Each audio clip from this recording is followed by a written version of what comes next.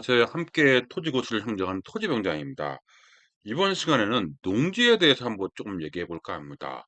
농지에서 어떤 기본적인 내용들이 있거든요. 그 내용인데 자주 묻는 내용입니다. 자주 묻는 농지 실무. 그 중에서도 농업진흥지역이죠. 농업진흥구역과 농업보호구역에서 종교시라든지 종교시설, 주유시설 설치 가능하냐? 이게 안 될 것 같은데? 그쵸? 왜? 농업진흥지역은 누구만? 농업인만 할 수 있지 않나요? 그런데 농업인이 필요한 주유소도 있을 수 있겠네요. 뭐 이런저런 해보니까 글쎄 뭐가 될지 한번 생각해 보자는 거죠. 이렇게 보겠습니다. 이렇게 해서 자주 묻는 내용입니다. 그중에 몇 가지만 선택해서 한번 정리해 볼까 합니다. 이런 내용은 조금만 이해해도 가능합니다. 근데 중요한 팁이 있죠. 실전에서. 그런 게 이제 오프라인 정규관에서 연결되는 거죠. 정규 과정에서는 중요한 팁이 있습니다. 그래서 기본적인 내용은 우리가 여기서 살펴보는 겁니다. 그래서 그 수업 시간에 간단히 살펴보고 꼭 알아야 될 팁만 먼저 정리해 보도록 하겠습니다. 농지증, 농지 취득 자격 증명. 이게 대리인이 가능할까요? 본인이 가야 되는 게 맞는 것 같은데, 그 대리인이 가는 것 같은데, 가만히 보니까 법무사도 대리인 같은데, 될 것도 같고, 그렇죠? 어떤 내용인지 한번 보겠습니다. 대리인이 농지 취득 자격 증명 발급 신청 행위를 할 수 있을까요? 결론은 먼저 말씀드리면 가능합니다. 가능합니다. 하지만 다음 내용을 보면 아시겠지만 담당 공무원이 심사하기 위해서 요청하면 가야 됩니다. 가야 되는 거죠. 그러니까 농취증은 신청인의 연령, 직업, 거주자, 거주지, 그 다음에 영로 여건, 영로 의지 이게 중요한 것 같아요. 이게 최근 이게 가장 의지가 가장 그 관건이 됐죠. 영로 의지가 있는지 없는지만 정확히 표적하면 정확히 이제 초기화하면 큰 문제 없습니다.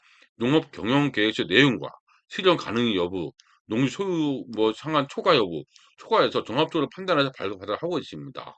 이렇게 됐죠? 농취증 심사 요건을 감안할 때 취득하고자 하는 자가 신청하여야 합니다. 원래 원칙이죠. 농취증 발급받고자 하는 자는 농업경영계획서를 작성하여 시군면장에게 발급 신청을 한다 규정하고 있으며 규정은 이렇게 되어 있습니다. 그래서 증명은 농지 취득하는 자가 신청해야 한다 규정하고 있다고 되어 있죠. 이게 원칙이죠. 농사를 실수요자인데 여기 한번 못 가면 말이 좀 안 맞는 거죠. 어떻게 보면. 그럼 왜 농지 산 거예요? 여기 오기도 힘든데? 그런 취지를 보시면 될 것 같습니다. 따라서 신청서는 신청자가 직접 작성하여 해당 시구 읍면사무소를 방문하여 신청을 해야 합니다. 다만 발급 관청에서 접수 시 농취증 심사가 동시에 이루어지는 경우가 아님 농취증 신청서를 단순히 접수만 받는 경우에는 대리인 또는 우편을 통해 신청 접수 가능하나 우편도 가능하네요.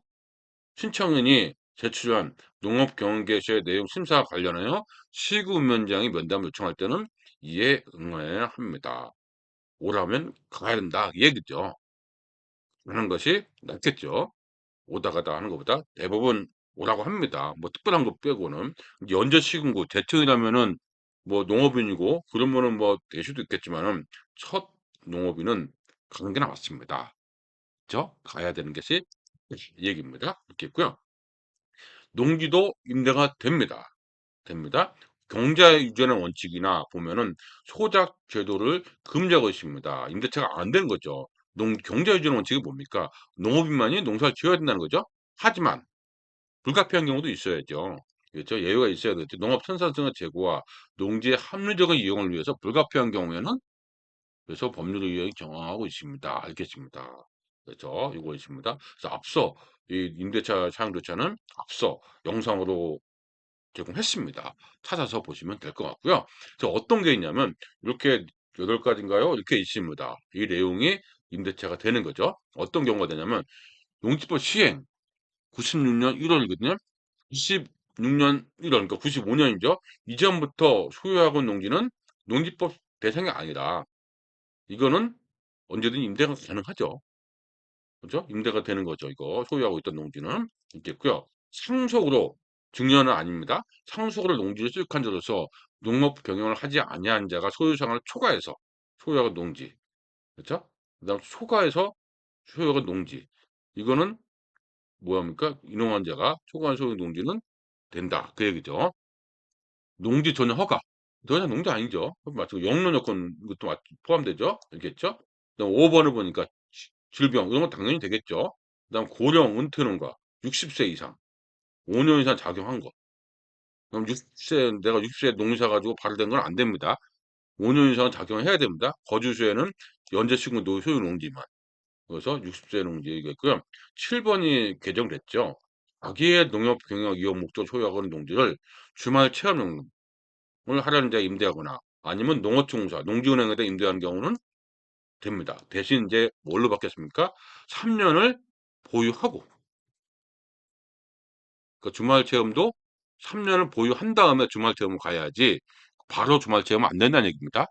농지은행에 맡기는 것도 3년 농사 짓고 나서 농지은행에 맡기는 거지 이제 안 됩니다. 이게 이제 농지은행하고 주말 체험이 매력이 떨어진 이유 중 하나가 이거죠. 주말 체험은 뭐였습니까? 바로 임대도 됐었거든요. 이제는 농지법 개정되면서 이게 3년 보유가 있어야 됩니다. 요게 포인트죠. 이게 포인트입니다. 이렇게 기억하시면 될 것 같고요.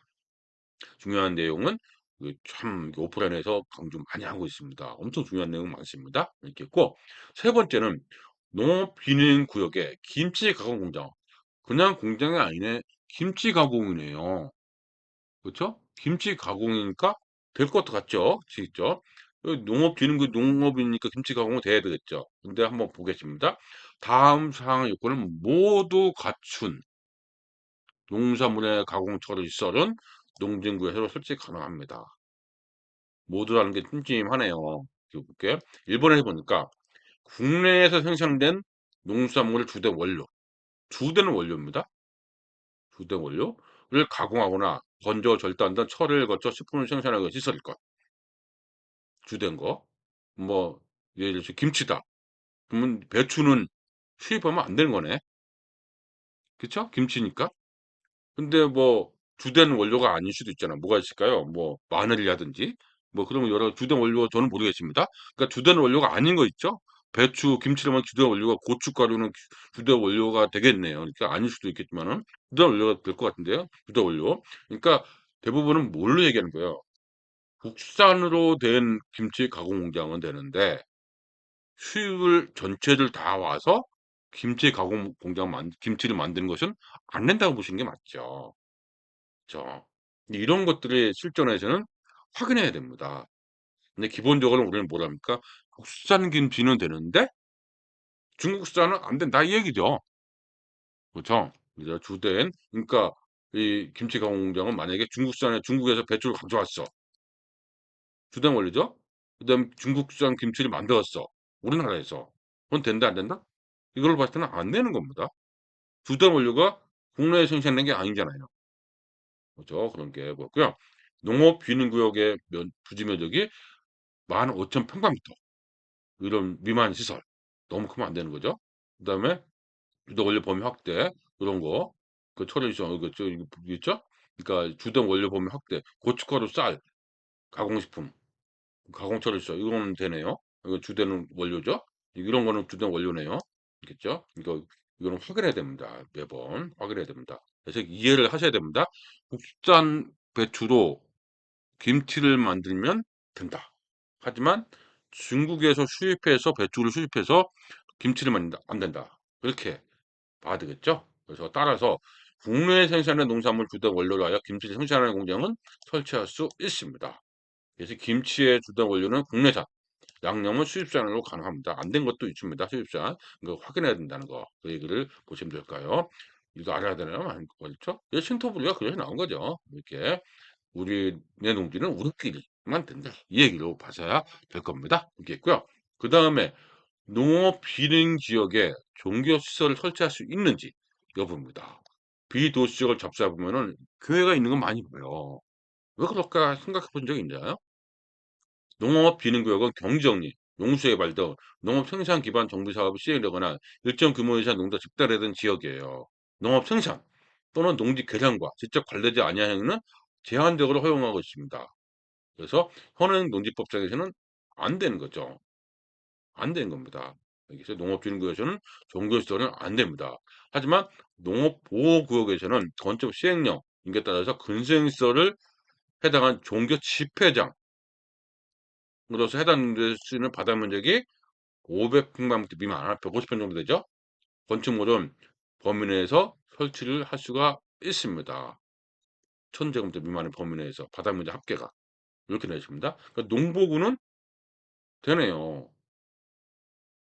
그렇죠? 종교 집회장, 집회장으로서 종교 수련 된다는 거죠. 종교 집회장으로서 당연히 500은 안 되는 거고, 그렇겠죠? 그래서 요게 또 다시 뭡니까?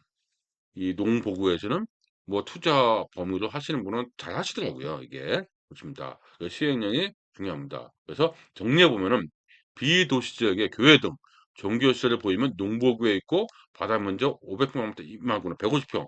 요걸 잘 생각해 보셔야 됩니다. 이게 요거 더 이상 농지가 아니잖아요. 종교 시설이잖아요. 바다 면적 500평 미만입니다. 근생 시설 중요해지고 이종 근생 그렇죠? 그것입니다. 그래서 이거 있습니다. 종교시설. 그래서 어디 지나가다 보면은 이거 농지 같은데 웬 농지? 웬 종교시설? 보면은 우리가 농보구구나. 농업보호구나. 이해를 하셔야 되겠죠? 알겠죠? 농지를 왜 지는지 한번 생각해 보셔야 됩니다. 이런 게 이제 실제 투자와 연결되는 거죠. 이렇게 있고요.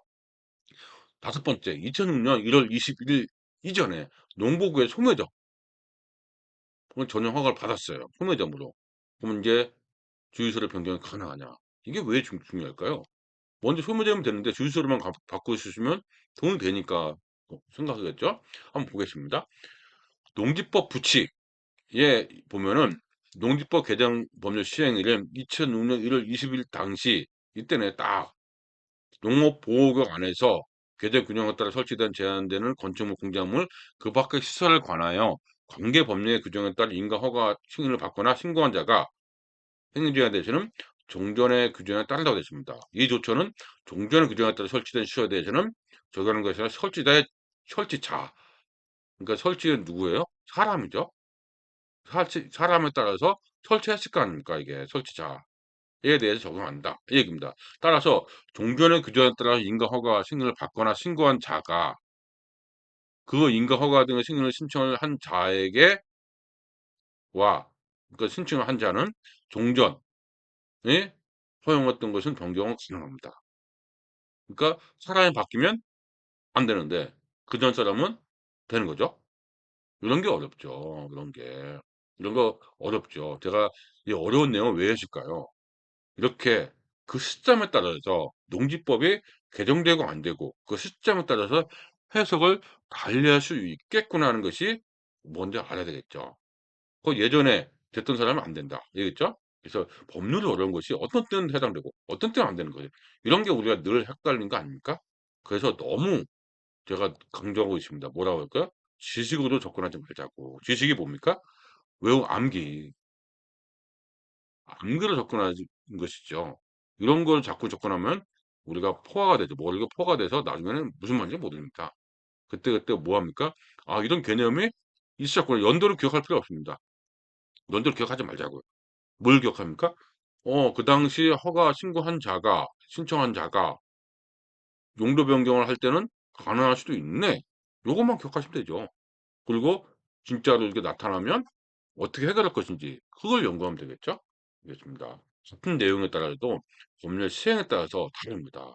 그래서 답변이 어렵죠? 그래서 개인적인 질문을 그냥 포괄적으로 돼요, 안 돼요 물어보면 제가 답을 해야 돼요, 말아야 돼요? 저도 안 합니다. 왜? 엉뚱하게 퍼즐 맞추더라고요. 그래서 정확히 알고서 진행하는 것이 중요합니다. 더 중요한 것은 실전에서 오프라인에서 얘기해야 되겠죠? 농지법과 관련해서 상상할 수 있는 팁도 드렸습니다. 한번 연구해 보신 것이 좋을 것 같습니다. 그래서 어떻게 해야 되는지, 어떻게 이게 이 투자가 이런 내용들이 돈이 되는지, 이런 내용들 돈이 되는지를 연구해야 되는 것이 우리 과제 아닙니까? 투자자니까. 그겠죠? 그래서 이번 시간에는 이 또 어려운 내용이기도 한데 뭐 한번 보자고 하면은 '이렇게 해도 해석할 수 있겠구나.' 하면서 접근해도 괜찮은 내용입니다. 알겠죠? 그래서 괜찮은 내용이니까 한번 정독하고 한번 영상으로 한번 확인하면 실전에서는 이런 내용들이 상당히 도움될 겁니다. 기억이 나더라는 데는 자꾸 보시면 기억이 나게끔 되어 있습니다. '아 이거였구나.' 그렇겠죠? 그 지혜라는 것이 그거죠. 그다음 투자 언어라는 것이 바로 뭡니까? 이런 투자가 이런 것들을 모여서 이런 것들은 단순히 뭐예요? 지식이죠. 근데 뭐 알아야 될 것만 팁, 사례 정리하면 그게 투자 언어 아닙니까? 투자 언어를 알고 있으면은 향후에 해석할 수 있는 힘이 필요하죠, 힘. 힘이 생기는 거죠. 그래서 제가 늘 투자 언어를 강조하고 있는 겁니다. 겠죠? 그래서 정리를 잘 하시는 것이 좋을 것 같습니다. 이번 시간에는 자주 묻는 농지 실무 5가지를 가지고 정리했습니다. 농수증은 대리인 되냐? 농지임대차로 되냐? 근데 바뀐 거는 뭐냐? 그다음에 김치 가공장 어떻게 해석하냐? 아, 주유소 된다고? 이런 내용들. 종교시설은 어떻게 하지? 이런 내용들. 이런 내용들을 가지고 정리를 하였습니다. 이런 내용이죠. 정리를 하였으니까 다시 한번 영상을 보시면서 정리 잘 해 두시면 도움이 되실 겁니다.